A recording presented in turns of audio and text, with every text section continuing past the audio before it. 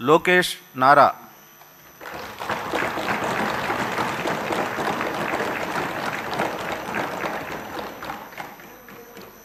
నారా లోకేష్ అనే నేను శాసనసభ సభ్యుడినైన ఎన్నిక అయినందుకు శాసనం ద్వారా నిర్మితమైన భారత రాజ్యాంగం పట్ల నిజమైన విశ్వాసం విధేయత చూపుతానని, భారతదేశ సార్వభౌమ అధికారాన్ని సమగ్రతను కాపాడుతానని, నేను స్వీకరించబోయే కర్తవ్యాలను శ్రద్ధాశక్తులతో నిర్వహిస్తానని దైవ సాక్షిగా ప్రమాణం చేస్తున్నాను.